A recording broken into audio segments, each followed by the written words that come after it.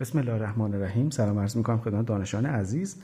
بریم سراغ دستکش پوشیدن به روش اوپن یا به روش باز. در مورد دستکش پوشیدن به روش اوپن یا روش باز این نکته رو باید در نظر بگیرید که ما توی روش باز معمولا برای جراحی‌های کوچیک مثل لستریشن، خروج دبل جی و یا بخیه زدن تو واحدهای اورژانس یا سایر بخشا که نیازمند این هستش که ما گان نپوشیم. جراحی کوچیکه، کوتاهه، نیازمند این نیست که ما گان بپوشیم یا عمل خیلی کوتاه، فقط لازمه که دستمون استریل باشه، دستکش دستمون استریل باشه.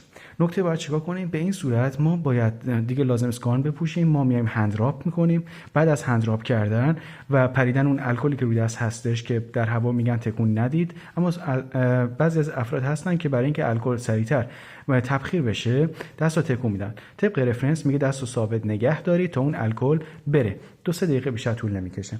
نکته بعدی این هستش که بعد از اینکه الکل رفت شما باید دستکش رو به روش باز بپوشید. نکته، قبل از اینکه هندراپ کنید شما باید بیاید قسمت مربوط حالا دستکش، لایه داخلی خارجی دستکش رو باز کنید. خب ببینید لایه خارجی باز شد، لایه داخلی مهم نیستش که ما هنوز هندراپ نکردم. خب مهم نیستش که من الان لایه داخلی رو چرا دست میزنم یا چرا دست نمیزنم، اصلا مهم نیست.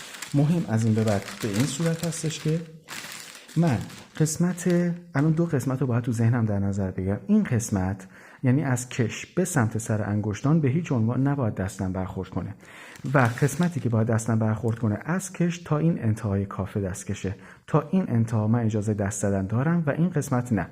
الان میرم هندراپ میکنم. بعد از هندراپ کردن برمیگردم. وقتی برگشتم همونطور که بهتون گفتم دستکش هایی که داخل لایه باز شدن حتما دقت کنید که باید به این صورت باشن، یعنی شستشون جمع شده داخل دستکش و یعنی کف دستکش به این صورته.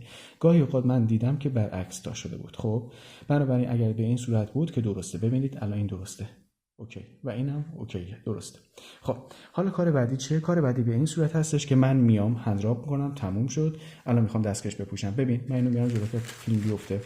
ببینید کاری که انجام میدم قسمت کاف دستکشو، لایه بالاییشو با دست مقابل میگیرم. من دوست دارم ابتدا دست راستم پوشیده بشه. میگیرم میارم بالا. اینو به هیچ عنوان ول نمیکنم دیگه، گرفتمش ول نمیکنم تا زمانی که بهتون بگم. دستو به این صورت میبری داخل این حفره‌ای که اینجا تشکیل شده. خب میبری اینجا به صورت چرخشی. اینو میبینی ول نمیکنم، دارم میبرم داخل. بردیم داخل. خب تا این قسمت که رسید خود کش میاد بالا و کامل داخل دست رفته. الان ولش میکنم. نکته خیلی مهم، اگر دیدید که مثلا تا اینجا اومد وایساد به هیچ عنوان نره تنظیمش کن. چرا؟ چون مثلا به این قسمت کاری نداره. من فقط انگشتا رو لازم دارم که استریل بمونه. خب بنابراین اگه رفت بالا دقت نکن بهش، مهم نیست. برای پوشیدن دست مقابل باید چیکار کنیم؟ صبر کنید من اینو بیارم نزدیک‌تر که شما راحت ببینید. برای دست مقابل به این صورته که من میام 2 تا انگشت رو میذارم این قسمت بالا، قسمتی که گفتم ممنوع هستش دست غیر دستکشدار بپوشه، و این قسمت پایین رو میگیرم یه ذره فشار میدم تا اون چسبندگی. ببین این چسبندگی داشت، این قسمت کش به خود دستکش چسبندگی داشت. برای اینکه چسبندگی باز بشه من این کارو انجام 2 تا انگشت رو میذارم این قسمت و میکشم. نکته بعدی چیه؟ این هستش که من میام 2 تا انگشت رو میبرم زیر تا همون قسمت که چسبندگیش باز شده میبرم زیر و میارم بالا. این در واقع اینجور چیزی باید تشکیل بشه. یه حفره اینجا هستش و دستو بردم زیر. دیگه شست رو اینجا نمیگیرم، فقط 2 تا انگشت. دستو میبرم داخل و اینو یه نکته خیلی مهم، اینو به هیچ عنوان ولش نمیکنم و اینو نزدیک سطح بدن قرار نمیدم بهش. احتمالی که دست انگشت شستم یا سایر انگشتا بخوره به این قسمت زیاده. بنابراین اینو فاصله دار و میکشم و ولش نمیکنم. ببینید رفت داخل و اینو هنوز ولش نکردم. الان ولش میکنم. اوکی؟ الان به این روش میگه روش باز. دستکش پوشیدن به روش باز به این صورت هستش. خیلی ممنونم، متشکرم، خسته نباشید.